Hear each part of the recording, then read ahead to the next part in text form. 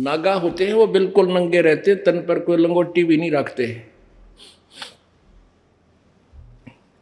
तो वैष्णो साधु कहने लगे, ओ शरड फरड, तुम नहाते न धोते, टट्टी के हाथ में ना धोते न कम्यो, और तुमको हम सर्वश्रेष्ठ बार मरो, हम नहाएंगे पहले। अब वो नहाना नूना तो भूल गए, पर भी कभी आग लगी कोई नहीं, पर भी याद आई, लट्ठम लट्ठा मुक्को मुक्का। ये काफी वर्ष पहले की बात है। और तलवार निकाल ली, आपस में जैसे छुर्रा घोंप दे, गर्दन काटे एक दूसरे की।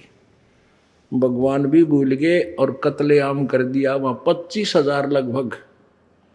वो तमोगुण के उपासक कटका मर गए, लड़का मर गया, गंगा के पानी में लाश लाश होगी, सब ही सब हो गए। ओहो। अब उसके विषय में परमेश्वर द्वारा दिया गया ज्ञान, आदरणीय गरीबदास साहिब जी को जो ज्ञान प्राप्त हुआ परमेश्वर से, उस ज्ञान के आधार से क्या बताया है, तीर तुपक तलवार कटारी जमदड़ जोर बधावे हैं, हर पैड़ी हर हेत न जाना वाजा तेग चलावे हैं, काटे शीश नहीं दिल करुणा वो जग में साध कवावे हैं, जो जन उनके दर्शन को जावे उनको भी नरक पठावे हैं। ओह, ये भी वैदा है, वैधे से भेद अलैदा, ये भी वैधा, वैधा क्यों जाना हम सतगुरु बैठे नो जाना। अब क्या बताया है कि तीर तुपक तलवार कटारी और डट के युद्ध करते हैं ये साधु, जिनको हम साधु कहते थे, संत कहते थे। और हर पैड़ी हर हेत ना जाना, अर की पैड़ी कहे और भगवान में प्यार भी को न उपजा, और के नान पर बिजली पड़े थी 2 मिनट आगे पाछे ना लेते हैं, के जुल्म कर डाला उन्होंने। हर पैड़ी हर हेत ना जाना, और वहां जा तेग यानी तलवार चलावे है, और काटे शीश और नहीं दल करुणा वो जग में साध को आवे हैं। उन्हें संत भी कहते हैं, साधु भी कहते हैं, जो ऐसे निर्दयी। और जो जन उनके दर्शन को जावे उनको भी नरक पठावे हैं। ऐसे नालाक का दौरा कोई शिक्षा लेने जा के देंगे वो ये बकवाद मार काट सिखावेंगे।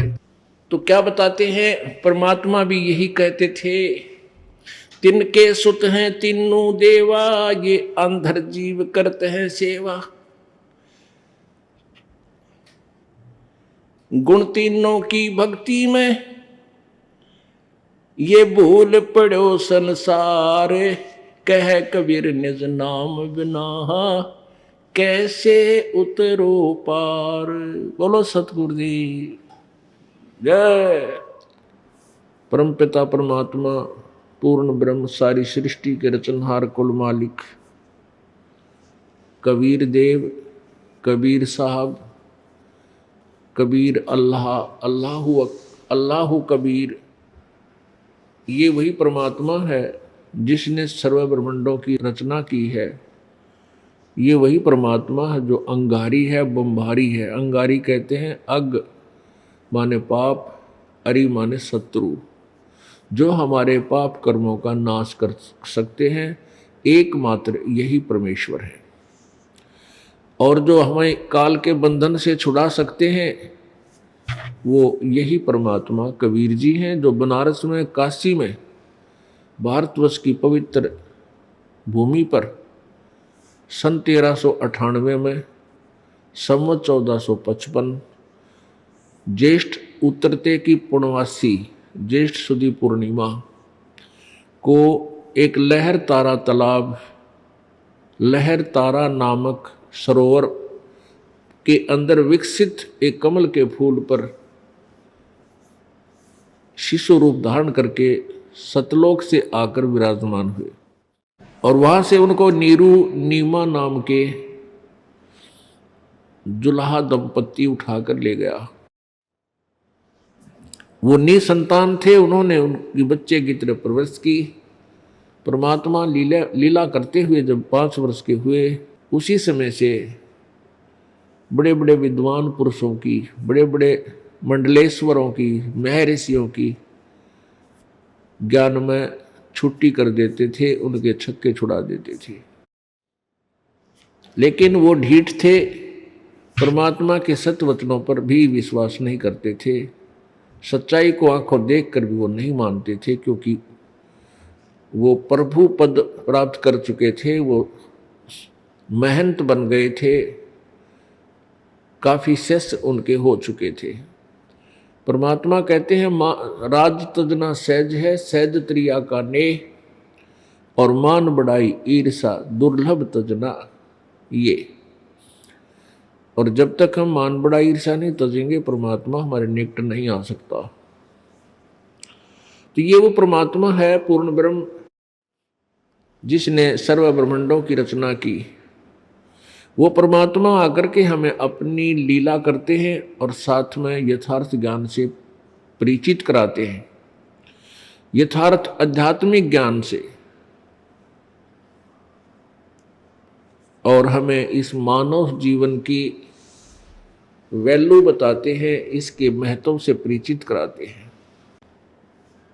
पुण्यात्माओं, परमेश्वर कहते हैं मानुष जन्म दुर्लभ है, भाई मिले न बारंबार, जैसे तरवर से पत्ता टूट गिरे, वो बहोर नहीं लगता डार।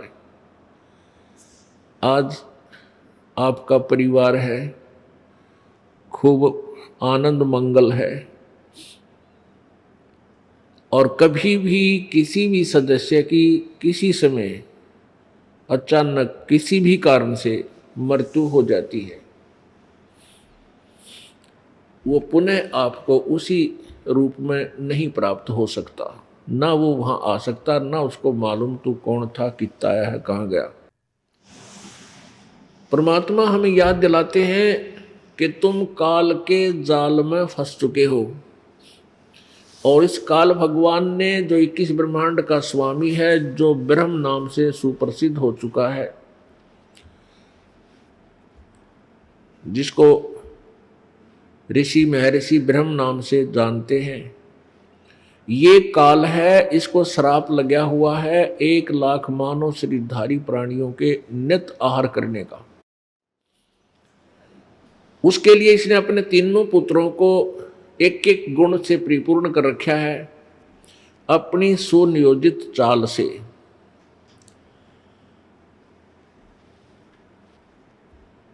और इन तीनों पुत्रों के द्वारा ये संतानों उत्पत्ति, सतिथि और संहार करवा रहा है। ब्रह्मा जी रजगुण है, इनके अंदर ऐसा गुण भर दिया, काल ने समावेश कर दिया कि इनके शरीर के अंदर से निकल रही पावर शक्ति से प्रत्येक प्राणी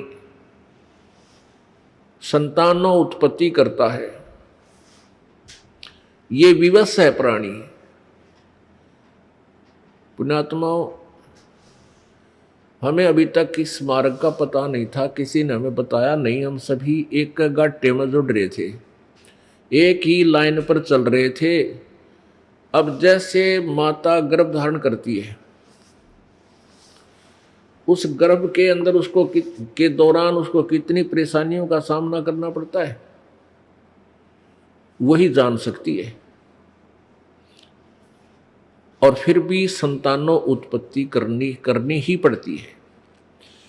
और फिर उसके बाद इस काल भगवान ने अपने दूसरे पुत्र विष्णु जी को सतोगुण युक्त कर दिया। सतोगुण के प्रभाव से हम इस विष्णु जी से निकल रही शक्ति से, इस पावर से हम एक दूसरे को चाहते हैं, एक दूसरे में ममता बनती है, मोह उत्पन्न होता है, लगाव बनता है। इस मोह से दूर होना जीव के बस की बात नहीं। ये जीव से बाहर की पावर है, जीव के बस का नहीं। जैसे एक छोंक लगाया जाता है मिर्च का, और उस छोंक से फिर छींक आती है, तो जीव के बस का नहीं, छींक न रोक सके, उसके बाहर की बात है। इसी प्रकार इस काल ने इन तीनों पुत्रों के द्वारा हम सभी प्राणियों को इतना विवश कर दिया कि हम चाहकर ना चाहकर संतानों उत्पत्ति अवश्य करेंगे। फिर ऐसे लोक वेद शुरू कर दिए इसने कि भाई पुत्र बिना मोक्ष नहीं। मान ले कोई चाहे भी वह बेटा ना हो, बेटी ना हो तो कोई बात नहीं। मान ले किसी का संतान नहीं हुई संस्कारवश, तो दूसरे ना टेकन दे, कोई न कोई आके इंजेक्शन लाए जाएगी, कोई पड़ोसन आ जाएगी, कोई रिश्तेदार आ जाएगा, आए बालक कोई ना, ओहो संतान तो चाहिए बेबे। मतलब बेरा नहीं, उस वो ना चाहे उसके कुछ भूल सी पड़े तो वो इंजेक्शन लानी काल भेज दे, इन छेड़काओ, ये कोई पंगा पावे और दूसरा ब्याह करवावे, चाहे किसी तरह करे, चाहे 100 पंगे पाक है। यानी संतान उत्पत्ति उस दृष्टिकोण से भी जरूरी बना ली। परमात्मा क्या बताते हैं, क्या मांगू कुछ थिर न रहाई, देखत नैन चला जग जाई, 1 लख पूत 1.25 लख नाती, उस रावण के दीवान बाती। अब मान लीजिए किसी का संतान को नहीं, संतान नहीं है और वो बिल्कुल समाज के द्वारा इतना परेशान कर दिया जाता है वो दंपति, फिर वो संतान की तरफ में चाहे कितने भी भटकना धक्के खाने पड़े वो जरूर जाएगा, कितने बता दो उसने, और फिर भी ना होता कुछ भी। पुण्यात्माओं, हम भगवान के ज्ञान से अपरिचित होकर आधे से ज्यादा टेंशन न्यू बना लें। जब हमें ज्ञान हो जाएगा फिर हम इस टेंशन से 90% फ्री तो वैसे ही हो जाएंगे, 10% रहेगी वो धीरे धीरे ज्ञान से भक्ति से सब ठीक हो जाएगा। अब परमात्मा कहते रावण के 1 लाख बेटे थे, 1 लाख और 1.25 लाख ऐसे ऐसे रिश्तेदार थे नो, एक से एक तगड़े सूरवीर और धनवान। क्योंकि हम अच्छा रिश्तेदार ढूंढते हैं भी, अच्छी उसकी गांव में, नगरी में, शहर में प्रभुता हो, और हमने का हमारा रिश्तेदार भाई MLA बन रहा है। तो परमात्मा बताना चाहते हैं कि तुम 1-2 पुत्र प्राप्त करके ही, प्राप्त करने की इच्छा करके क्या बनाना चाहते हो, तुम क्या सतीथि चाहते हो अपनी। रावण के 1 लाख बेटे थे और 1.25 लाख रिश्तेदार नाती, और आज उसका कोई दीवा लावणिया भी कोई ना, वह कित गए, वह पुत्र लाख थे वह भी खत्म हुए, अंत हुआ। अब जिसे कर्म को कर्म रावण ने किए थे, आज उसी दृष्टिकोण से उसको जाना जा रहा है। तो पुण्यात्माओं, परमात्मा हमें क्या याद दिलाना चाहते हैं कि ये काल भगवान का सुनियोजित जाल है, और इस जाल में तुम फंस चुके हो, और इससे निकलने की प्रयत्न भी सभी कर रहे हैं। जैसे प्रत्येक प्राणी मनुष्य शरीरधारी 1% तो हो सकता है जो बिल्कुल सीधे जड़ जूनी से आए हैं, वो भगवान नहीं चाहते, 2% होंगे पूरे विश्व में। अन्यथा परमात्मा को चाहने वाली आत्माओं की कभी नहीं, और कोई ना कोई वो साधना कर ही रहा है प्रभु की। अब फिर क्या है कि जैसे वो साधना कर रहे हैं अपने लोकवेद के आधार से, और फिर जिनको ये ज्ञान हो जाता है परमात्मा के तत्व ज्ञान से कि हम काल के जाल में फंस चुके हैं, और फिर भी आप एक भरसक प्रयत्न नहीं करते, सावधानी नहीं बरतते, तो फिर भी उस भक्ति का कोई यूज नहीं, कोई लाभ नहीं। तो परमात्मा हमें आगाह करना चाहते हैं कि तुम जिस जाल में फंस चुके हो उससे निकलने से ही तुम्हारा कल्याण होगा। उससे उस जाल को समझाते हुए परमात्मा बता रहे हैं के झूठे सुख को सुख कहे ये मान रहा मन मोदे। ये सकल चबीना काल का कुछ मुख में कुछ गोदे। ये सब काल आहार है। 1,00,000 मानव शरीरधारी प्राणियों के सूक्ष्म शरीर को, ये ऊपर जो कवर है ये तो बिल्कुल व्यर्थ है। इसके अंदर एक सूक्ष्म शरीर है। उस सूक्ष्म शरीर के अंदर ही हम भक्ति संचित करते हैं। जैसा जितनी भी जो भक्ति करता है जिस प्रकार की, उसी तरह से उसमें उतनी पावर आ जाती है उस सूक्ष्म शरीर में। और जितने हम पाप करते हैं वो पाप भी और पुण्य भी उस सूक्ष्म शरीर के अंदर हमारा अकाउंट अंतःकरण रूपी कंप्यूटर में फीड रहता है। ये शरीर तो ऐसा है जैसे सर्प कांचली छोड़ जा। आपने देखा होगा सर्प कैंचुली त्याग देता है, वो सर्प के ऊपर के शरीर का कवर था, वो सर्प नहीं था। इसी प्रकार ये जो शरीर है ये तो ऊपर की कांचुली है और वो सर्प न्यारा है। ये जीव जो और शरीर है इसके अंदर वो एज इट इज है, जैसा ये है आपका स्त्री का है या पुरुष का, इसमें से यूं का यूं बाहर इस शरीर से बाहर निकल जाएगा। वो सूक्ष्म शरीर है और ये सूक्ष्म शरीर तब तक वैसा ही रहेगा जब तक आप दूसरी योनि प्राप्त नहीं कर लेते। जब आप दूसरी योनि से निकलोगे, जैसे कुत्ते की योनि से निकला ये प्राणी, फिर कुत्ते की योनि जैसा शरीर इसका रहेगा सूक्ष्म, जब तक ये नेक्स्ट शरीर धारण नहीं कर लेता। तो परमात्मा हमें क्या बताना चाहते हैं कि इस काल ने हमारे अंदर उस सूक्ष्म शरीर के अंदर जो भी आप प्रतिदिन आहार करते हो, घूटी सूटी लगाते हो, तम्बाकू पान खाते हैं, पता ऐसी ऐसी बीमारी ला ली इस मानव ने। तम्बाकू सूंघेंगे या ओखटी पीवेंगे, बीड़ी सिगरेट पीवेंगे, बताया कोई पीने की चीज थी, कड़क क्या खोज कर बैठे, क्यों काल ने करवा दी। तो ये इस प्रकार के जो खट्टे मीठे चटपटे जिस प्रकार के भी आप भोजन आहार करते हो, इन सब का सूक्ष्म अंश उस सूक्ष्म शरीर में फीड हो जाता है, उसमें वो ऑटोमेटिकली जमा हो जाता है, डिपॉजिट हो जाता है।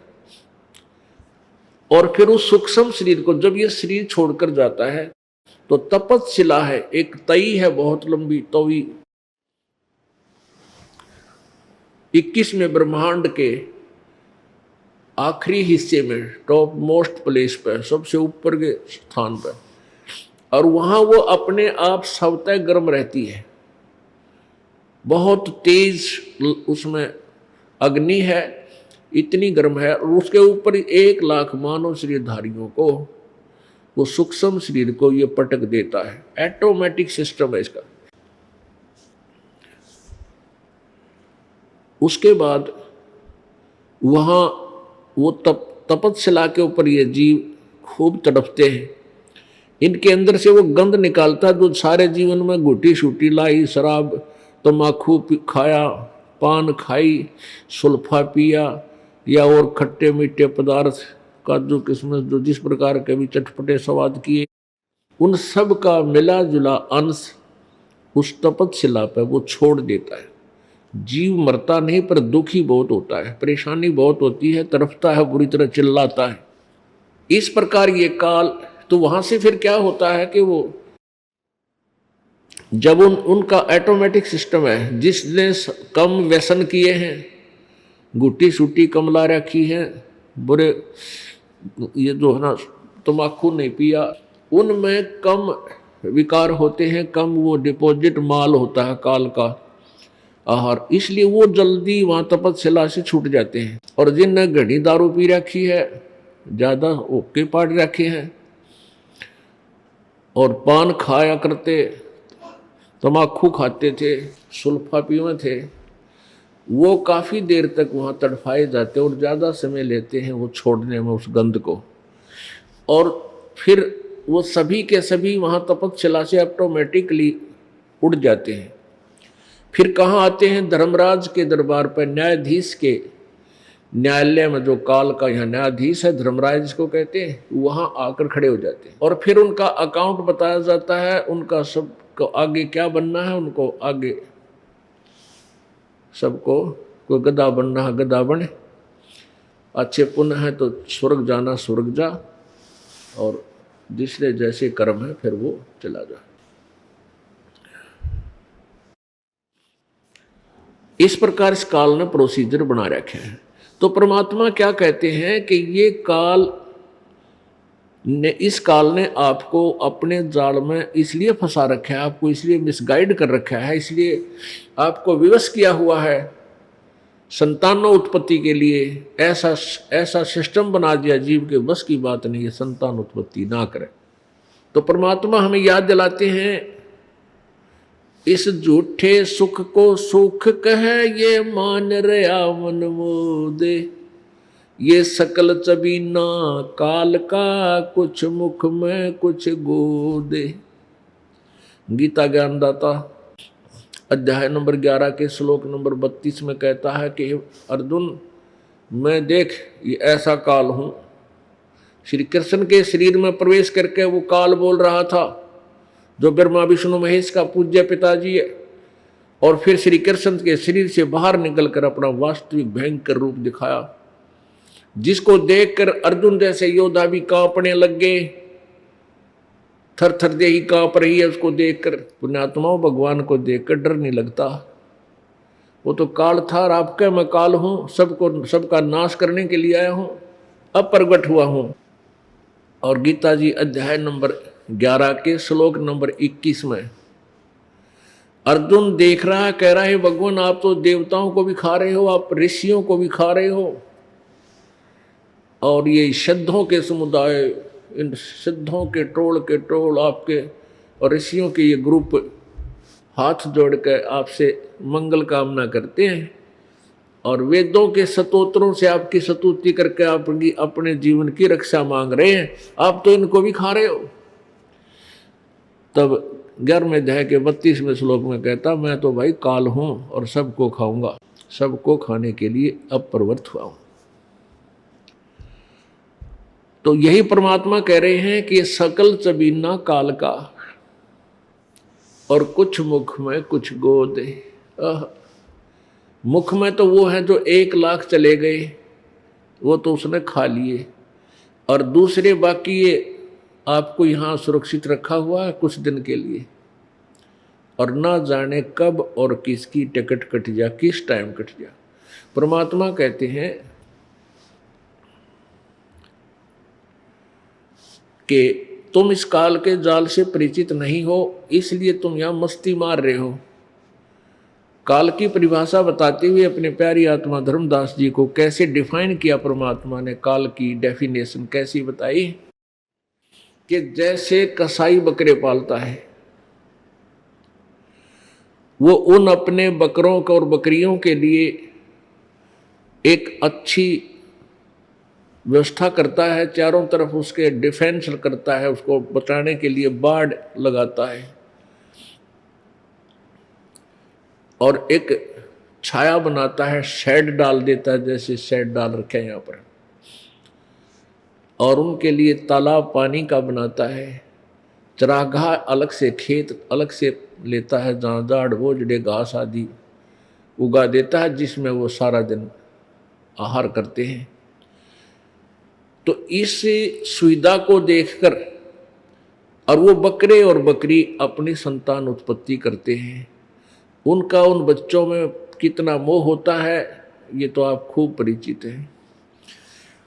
अब वो बकरे क्या समझते हैं, वो बकरियां, कि हमारा जो स्वामी है, हमारा मालिक है, जिसने हमें यहाँ पर रखा है, वो बहुत ही अच्छा है, दयालु है, उसने हमारे लिए शेड बनवा रखा है, उसने हमारे लिए जल की व्यवस्था कर रखी है, उसने हमारे चारे की व्यवस्था कर रखी है।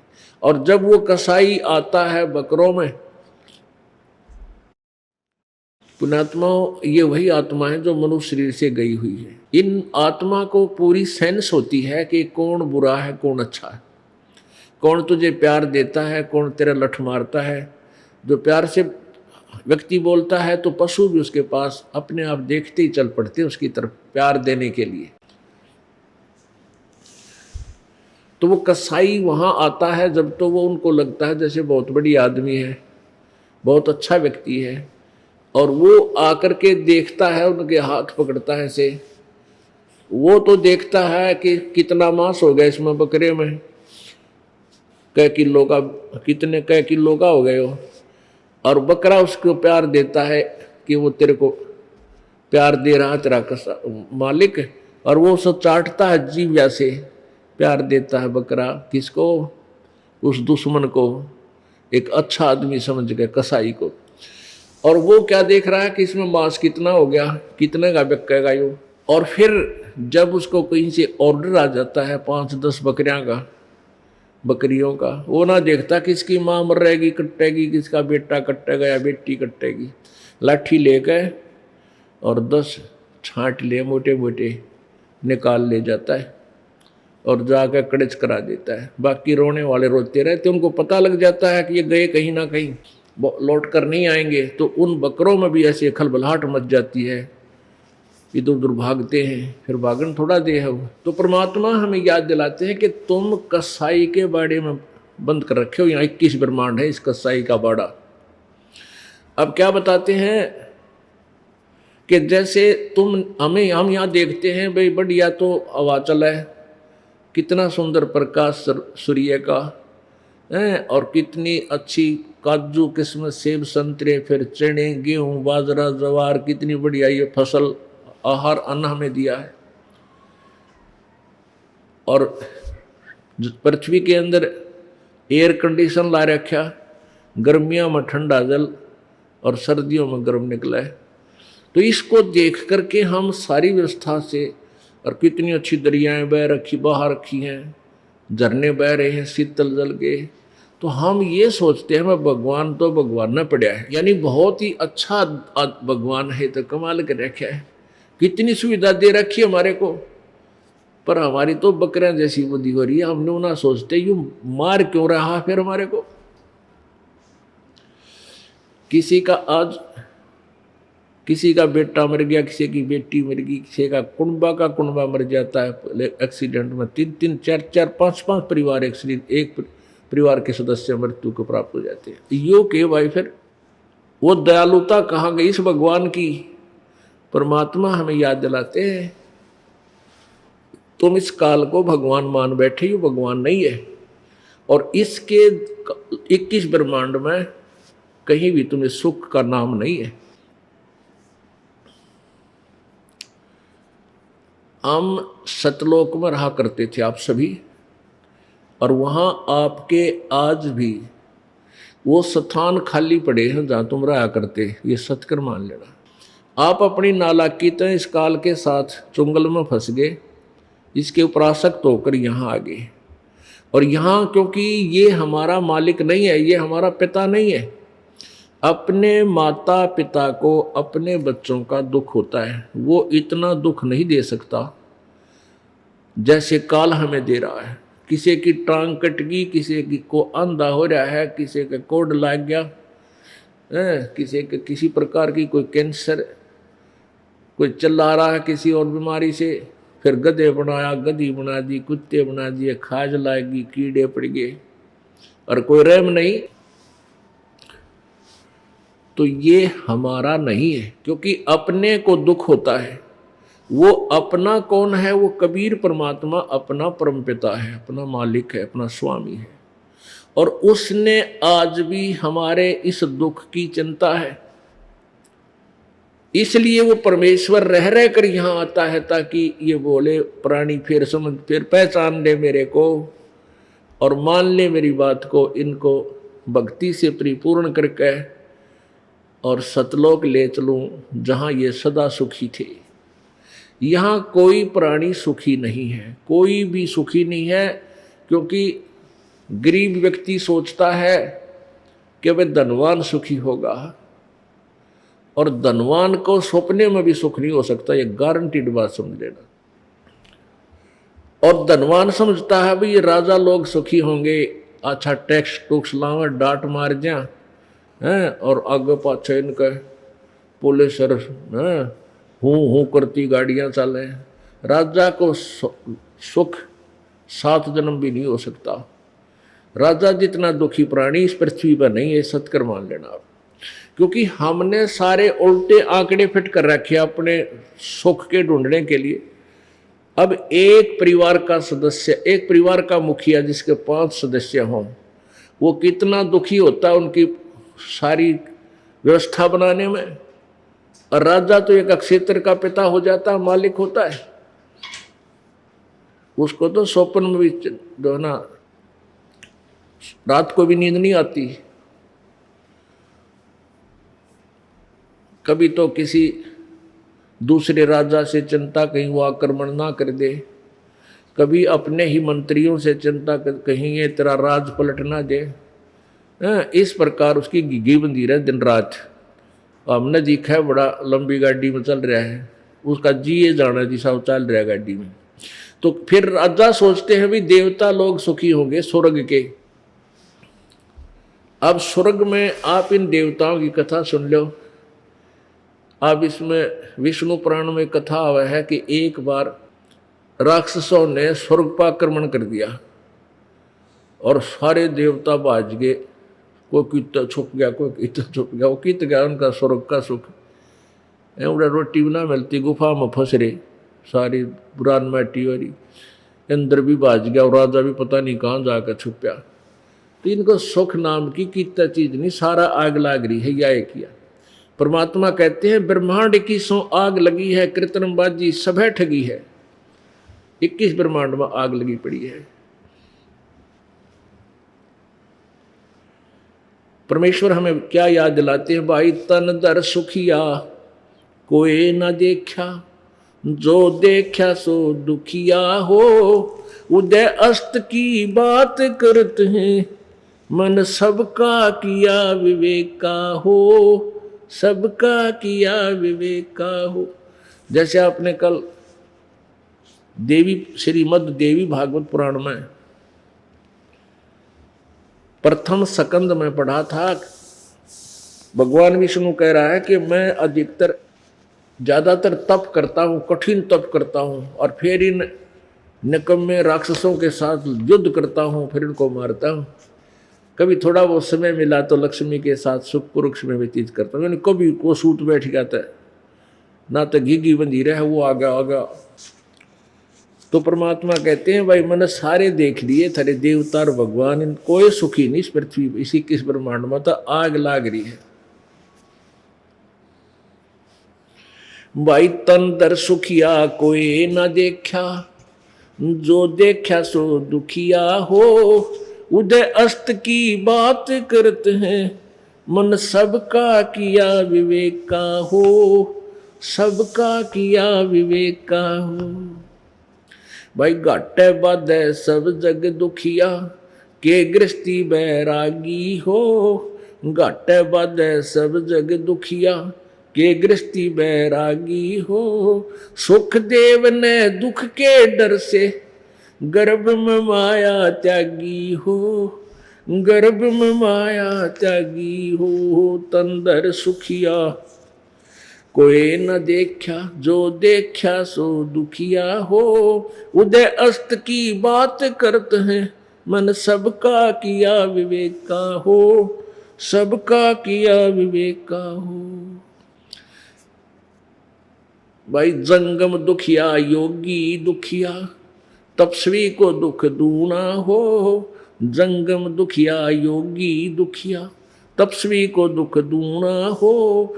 आशा तृष्णा सब में व्यापे, कोई मैल ना सुना हो, कोई जीव ना सुना हो। तंदर सुखिया कोई न देखा, जो देखा सो दुखिया हो। उदय अस्त की बात करते हैं, मन सबका किया विवेका हो, सबका किया विवेका हो। भाई साच कहूं तो जग ना माने, पर झूठ कही ना जाई हो। साच कहूँ तो जग ना माने, झूठ कही ना जाई हो। ब्रह्मा विष्णु ये शिव जी दुखिया, जिन ये राह चलाई हो, जिन ये राह चलाई हो। तंदर सुखिया कोई न देखा, जो देखा सो दुखिया हो। उदय अस्त की बात करते हैं, मन सबका किया विवेक का हो, सबका किया विवेक का हो। भाई सुरपति दुखिया भूपति दुखिया, रंक दुखी बपरीती हो। सुरपति दुखिया भूपति दुखिया, रंक दुखी बपरीती हो। कह कबीर और सब दुखिया, एक संत सुखी मन जीती हो, संत सुखी मन जीती हो। तंदर सुखिया कोई न देखा, जो देखा सो दुखिया हो। उदय अस्त की बात करते हैं, मन सबका किया विवेक का हो। सुरपति दुखिया भूपति दुखिया, रंक दुखी बपरीती हो। सुरपति दुखिया भूपति दुखिया, रंक दुखी बपरीती हो।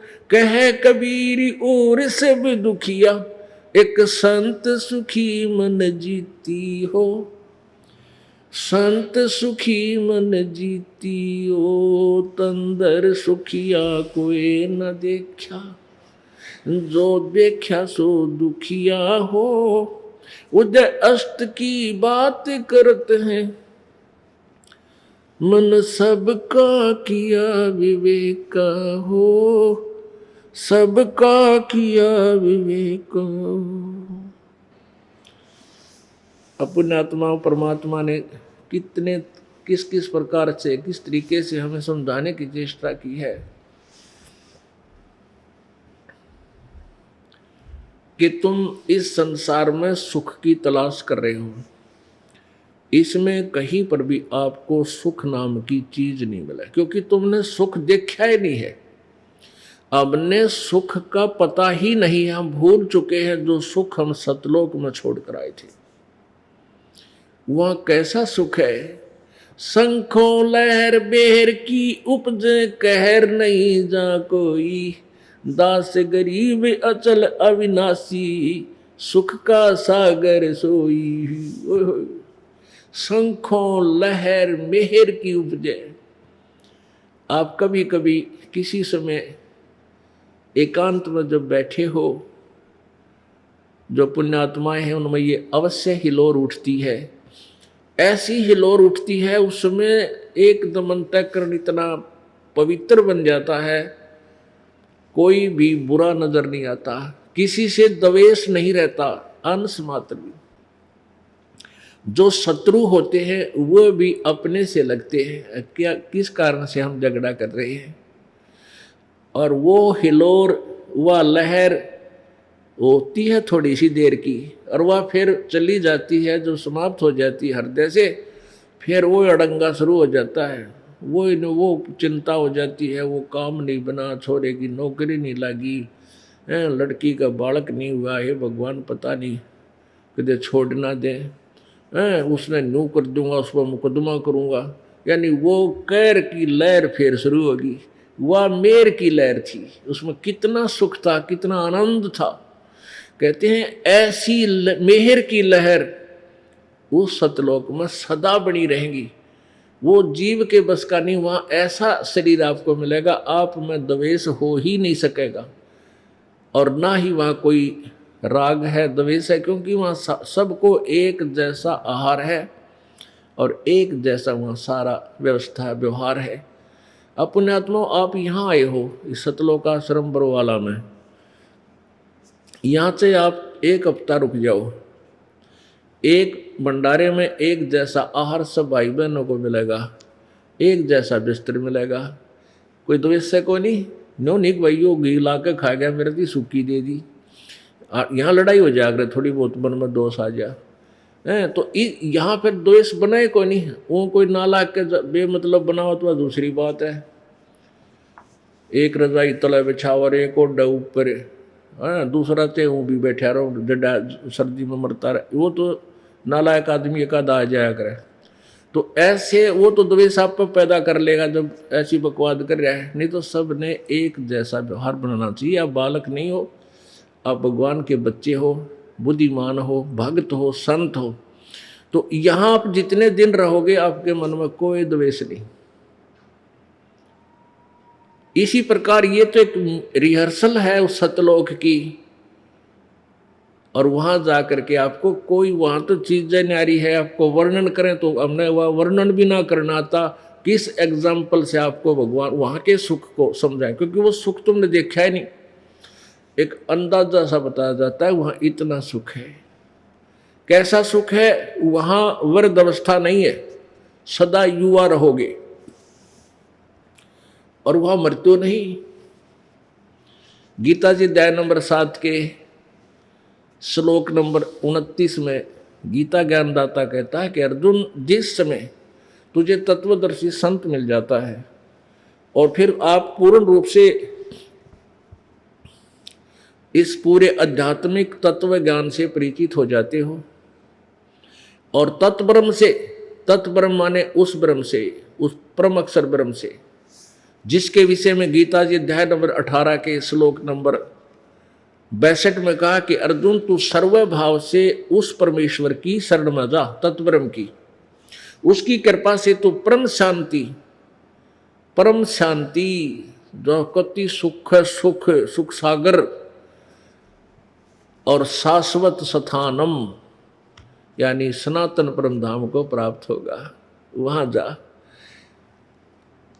अब उस तत्ब्रह्म के बारे में कि वो जो परमात्मा है, तो उसमें क्या लिखा है कि फिर वो व्यक्ति जरा और मरण से, जरा माने बुढ़ापे थे और मरण माने मृत्यु से छूटने का ही प्रयत्न करता है कि मैं फिर कभी भी मैं ऐसे लोक में चला जाऊं, यहाँ कुछ नहीं मांगू, इस लोक की कोई इच्छा ना करूं, और वहां जाऊं जहां जन्म, जहां मृत्यु और बुढ़ापा नहीं है। ये सबसे बड़े दुखदाई 2 एपिसोड है इस मनुष्य के, एक तो बुढ़ापा और एक मृत्यु, और वहां दोनों नहीं आए है। और फिर वहां राग द्वेष नहीं, किसी चीज का अभाव नहीं, बड़े भंडार भगवान के कभी समाप्त नहीं होते, सदाबहार वहां फलदार वृक्ष, काजू किस्म सेब संतरे सदाबहार तेज पुंज के, और अमृत आहार है। अमृत माने बहुत स्वादिष्ट, और अमृत ही जल है वहां का। ओह, अब जैसे आप शिकंजी बनावा, मीठा मीठा आहार बनाने के लिए कदे कुछ बनावा, वो भी टेस्ट उसके सामने फीका है जो वहाँ हम अमृत आहार, अमृत जल जो पीते हैं सतलोक में। बड़े बड़े सरोवर हैं, वहाँ कभी खराब नहीं होते, दूधों की नदी बहती है। तो पुण्यात्माओं, हम ऐसे आगे बहुत ही गलत स्थान पर हम फंसे पड़े हैं। यह सारा दिन रोजी रोटी पूरी ना होती, सारी उम्र बीत जाती है इससे के लिए धक्के खाकर रास्ते में मर लेते हैं हम, कोई एक्सीडेंट में, कोई हार्ट अटैक होकर या कोई किसी कारण से। परमात्मा के ये सारी बातें याद दिलाकर परमेश्वर कबीर जी हमारी यहाँ काल के द्वारा जकड़ी हुई बुद्धि को यहाँ से करेड़ते हैं, यानी यहाँ से निकालते हैं, हल्के ढीली करवाते हैं, और ये भक्ति देते हैं। कहते तने सुख भी चाहिए तो मैं ही दूंगा इस गंदे लोक में, और यहाँ तने कोई सुख भी नहीं दे सकता। जय तुझे राजपाट कुछ चाहिए, हमरा इधर ले ध्यान। वैसे तो राजपाट से आसपास आपने जाना भी नहीं चाहिए, क्योंकि यहाँ के सारे झूठे राजपाट हैं, लेकिन फिर भी आपकी इस नालायक सोच, इसलिए तू परमात्मा को याद करता है तो भी हमरा ही भजन कर। जैसे रावण ने काल की भक्ति की, काल की यानी उसके पुत्र तमोगुण शिव की, उससे सिद्धियां प्राप्त की, तप से राज भी प्राप्त हो गया, लेकिन वो राज उसके पास नहीं रह सका। विभीषण ने परमेश्वर कबीर जी की भक्ति की, मंदोदरी ने कबीर जी की भक्ति की, कबीर परमेश्वर की भक्ति की, क्योंकि परमेश्वर कबीर जी त्रेता युग में सुकृत नाम से आए हुए थे। उस समय उन्होंने नल और नील को अपनी शरण में लिया था और श्रीलंका में जाकर के एक चंद्र विजय नाम का भाट था, उसके 16 सदस्य थे परिवार में, बेटा बेटी पुत्र वधू, सबने परमात्मा की शरण ग्रहण की थी। चंद्र विजय की जो पत्नी थी कर्मवती व भाटनी, वो मंदोदरी रानी के पास जाती थी और उसको अच्छी बुरी कथाएं चुटकुले सुना के उसका मनोरंजन करवाया करती थी। उसका इतनी काम था। और फिर उसके बदले में उनको वो रानी कुछ रोजी रोटी का धंधा दे देती थी, को आटा दे दिया, कदे चावल दे दिए, इस तरह उनका गुजारा हो रहा था। अब जब चंद्र विजय भाट के परिवार को परमेश्वर कबीर जी के तत्व ज्ञान का ज्ञान हुआ, परिचय हुआ, उसके बाद वो ही कर्मवती चंद्र विजय की पत्नी भाट की भूल गई वो बकवाद जो सारा दिन मंदोदरी के पास बोलिया करती थी। फिर वो क्या करती थी, ये सृष्टि रचना परमात्मा ने जो सुनाई थी, ये मीठे मीठे शब्द परमात्मा की महिमा के, वो मंदोदरी को सुनाने लगी। कौन? चंद्र विजय भाट की पत्नी। अब वो मंदोदरी उसके मुंह की तरफ देखे और उसको कहे कि अड़ंगे तू इतनी सुथरी कत्ते बोलन लागी, तेरे अंदर तो सारा गोबर भरा था। अंधे बूंदी बात कहनी, क्योंकि रानी को राजी रखना उसने। यानी जो पहले जब तक हम भक्ति भाव में नहीं थे, जो बेउद्दी बातें करे वो अच्छा लगा करता। तो अब उसने वो बात सुहावा नहीं, कर्मवती ने चंद्र विजय की पत्नी, वो तो बढ़िया बात जो ज्ञान परमात्मा का समा लिया। तो फिर वो कहने लगी, मंदोदरी उसको कहती थी कि तू इतनी बढ़िया बात कितने लाई, तेरी बात सुनती हूँ मेरी आत्मा गदगद हो जाती है। आपने कहाँ से प्राप्त किया ये निर्मल ज्ञान? तब उसने बताया कि हमारे गुरुजी आते हैं और उनकी बात अगर आप सुन लोगे ना, फिर तो कहना है क्या है। कहने का लंबा चैप्टर ना करना चाहता दास के फिर मंदोदरी ने भी कबीर परमेश्वर का नाम लिया। फिर उसका देवर था विभीषण, वो भी एक पुण्य आत्मा, पूर्व संस्कारी, कोई पिछले जन्म का प्रभु का भक्त था। अब उनको निकालना था प्रभु ने, गोता मारू स्वर्ग में जा बैठू पाताल, कह कबीर ढूंढता फिरूं अपने हीरे मोती लाल। गरीबदास जी कह रहे हैं, परमात्मा कबीर जी बताओ थे कि भाई मैं तो अपने हीरे मोती लालों को ऐसे ढूंढता फिरता हूँ, कितना पा जाओ वहाँ किसी जाति में, किसी मजहब में और किसी देश में हो, जो मेरे पिछले संस्कारी हैं उन तक निकालूंगा और कलम दूसरा कभी चढ़ा दूंगा, यानी औरों को भी ले लूंगा जो अभी तक कभी मेरी शरण में किसी युग में ना आए हैं इस ज्ञान के द्वारा। तो विभीषण ने भी परमात्मा की शरण ग्रहण कर ली थी कबीर जी की। अब जिस राज्य को रावण रखना चाहता था और काल प्रेरणा से काल की भक्ति से प्राप्त किया था, उसको रावण नहीं रख सका। वो लंका भी विभीषण को मिली, वो राज्य भी विभीषण को दिया, लेकिन विभीषण परमात्मा के ज्ञान से परिचित था, क्योंकि वो निकम्मे तो सारे मरे गए थे, लड़के कटके, बढ़िया ठीक ठीक सी आत्मा रह गई थी। तो जहाँ अच्छी आत्मा हो तो राजा को भी कोई विशेष जो है शक्ति नहीं करनी पड़ती, उसका भी मन शांत रहता है। तो विभीषण ने राज्य किया, पूरी जनता जितनी भी बची थी बहुत आनंद से रहा करती थी, और विभीषण ने भी अपनी भक्ति की, मंदोदरी ने भी भक्ति की। तो यहाँ परमात्मा कहते हैं जैतने राजपाट भी चाहिए, या यो रोग भी मैं काटूंगा तेरा, ये भी मैं ही दे सकता हूँ, तेरे भाग में ना होगा तो दे दूंगा, लेकिन ये राज अच्छी चीज नहीं। आप सतलोक में चलो, वहां सदा सुखी रहोगे। पृथ्वीपति चकवे गए जिनके चक्र चलंत, रावण श्रीखे कौन गणे ऐसे गए अनंत। चक्रवर्ती राजा को चकवे बोलते हैं संत भाषा में, कि पृथ्वी पति पूरी पृथ्वी पर जिनका शासन था वह भी चले गए कूद उछल कूद मचा के, क्योंकि उसके पिछले पुण्य थे, तब तक राजा रहा, अब गधा बन गया। तो इस राज्य की भी हमें आवश्यकता कति नहीं, यहाँ का तो कुछ भी ना चाहिए अपने को। हम अभी तक क्या गलती करते रहे, जैसे भी हम वेदों अनुसार साधना करते हैं तो उसका बहुत सा लाभ हमें मिलता है। जैसे ओम नाम है, ओम का जाप है, गुरु जी से लेकर के अच्छे संत से, जो क्योंकि प्रत्येक समय में काल भी अपने यथार्थ संत भी भेजता है, जो अधिकारी बनाकर भेजता है। ओम नाम के जाप तक ही वो दे सकते हैं, ये दूसरे मंत्र वो नहीं दे सकते, उनको अधिकार है ही नहीं, ना उनको पता है। तो उनसे हम नाम लेकर भी, जैसे सुखदेव ऋषि पहुंच गए थे विष्णु जी के लोक में, और वहाँ से उनको रिजेक्ट कर दिया, नीचे डाल दिया, कहा जाइए गुरु बनाइए और फिर यहाँ आइए।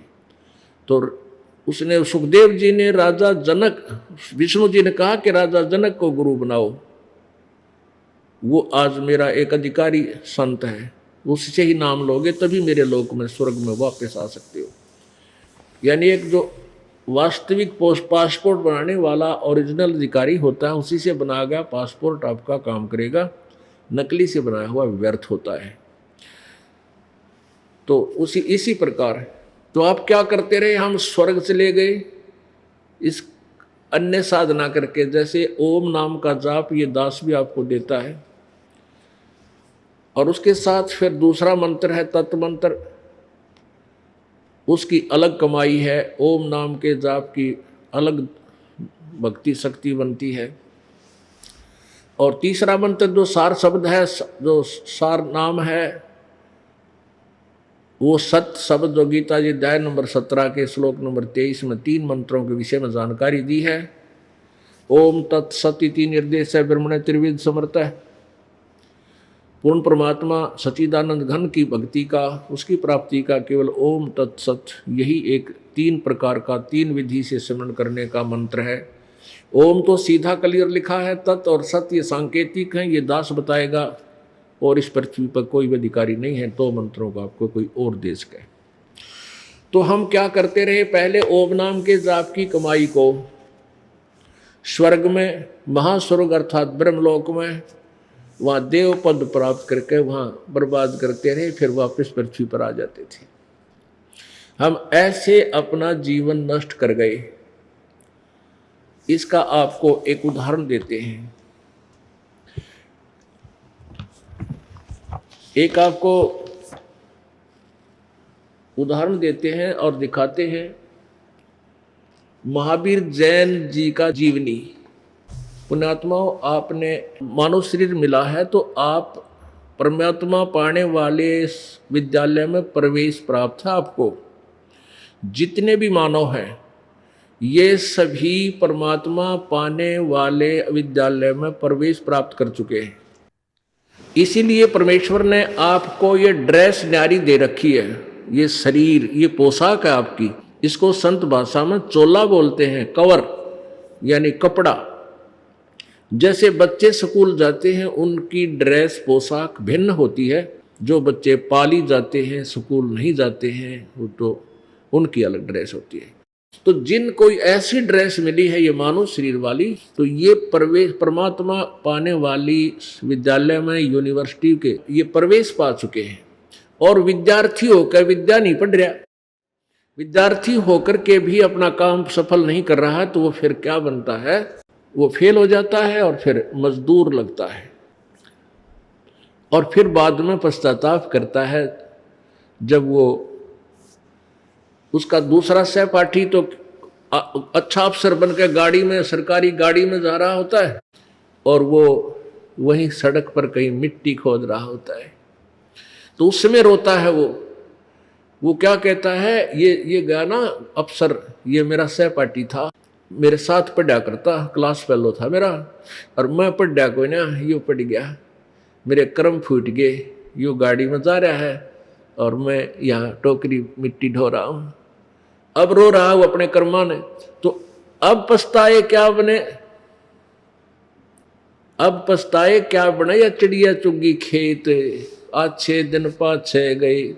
तो इसी प्रकार आपके साथ होगी जो आप विद्यार्थी हैं और ये सतभक्ति नहीं करोगे, आप फेल हो जाओगे। फेल हो गया क्या बनोगे? गधे कुत्ते सुअर बनोगे। और कुत्ता रात ने करा कर उसको याद आवा के बूंदी बन गई उतरी गेला, अब करें जा जब मनुष्य जीवन था जब तो तेरा समझ में आई नहीं। आंडी पा क्या आंडेगा, घुट्टी लाव बकवाद करे, सुना नहीं संता की। तो इसके लिए परमात्मा कहते हैं अच्छे दिन पाछे गए और गुरु से किया ना हेत, अब पछतावा के कर बावड़े या चिड़िया चुगी खेत। तो अब रहते रहते हमने ये कार्य को सफल करना है और हम नहीं करेंगे फिर यह दुर्गति तैयार है जो प्रभु ने हमें बार बार बताई है कि बिना बंदगी भैंसा कीजिए बोक बने कह खेला और कुकर सुकर खर कीजिएगा छोड़ सकल बद फैला। तो इसके लिए जो हम साधना भी करते हैं तो वो भी इनकम्प्लीट करते रहे। जैसे वेदों तक में यही वर्णन है, गीत यजुर्वेद अध्याय नंबर 40 के श्लोक नंबर 15 में यही प्रमाण दिया है कि वायु अनिलम भस्मांतम शरीरम ओम कर्तु समर किलवे समर और कर्तुम समर। ओम कर्तु समर किलवे समर कर्तुम समर। ओम नाम का जाप काम करते करते सिमरण कर, विशेष कसक के साथ यानी बिल्कुल श्रद्धा के साथ सिमरण कर और मनुष्य जीवन का विशेष कर्तव्य जान के कि मनुष्य जीवन का और कोई दूसरा उद्देश्य नहीं है, केवल भगवान की भक्ति करना। तो इससे आपका क्या होगा? जब भस्मांतम शरीरम, जब तेरा शरीर अंत हो जाएगा इस नाम के जाप करते करते, तो तू ऐसा मेरे वाली यानी कुछ अमरत्व प्राप्त करेगा, जैसे ब्रह्मलोक में पहुंच जाता है। ब्रह्मलोक में ये प्राणी कोई देव पद प्राप्त कर लेता है, फिर उस देव पद को भी समाप्त होने का अपनी पुण्य कमाई से देव पद प्राप्त करता है। वह अपनी कमाई को यानी पुण्य को समाप्त क्षीण करके फिर नरक जाता है। 84 लाख योनियों में गधा कुत्ता सुअर बनता है। फिर गीता जी अध्याय नंबर 8 के श्लोक नंबर 13 में भी यही कहा है कि ओम इति एक अक्षरम ब्रह्म व्यवहारण माम अनुसमरण ये प्रयाति तजंदेहम सयाति परमाम गतिम। माम ब्रह्म, मुझ ब्रह्म का केवल एक ओम मंत्र है। ओम एक अक्षर मंत्र है, नथिंग एल्स, और कोई मंत्र नहीं है। बाकी जो ओम नमः शिवाय, ओम भगवते वासुदेव नमः, राधे राधे श्याम विलादे, हरे कृष्ण राम राम हरे हरे कृष्ण राम, ये कोई मंत्र नहीं है। गीता जी में केवल एक ओम नाम का जाप है। उसके अतिरिक्त जो हम मंत्र जाप करते हैं, साधना जो करते हैं, वो शास्त्र विधि को त्याग कर मनमाना आचरण है, अपनी मर्जी से बनाए हुए।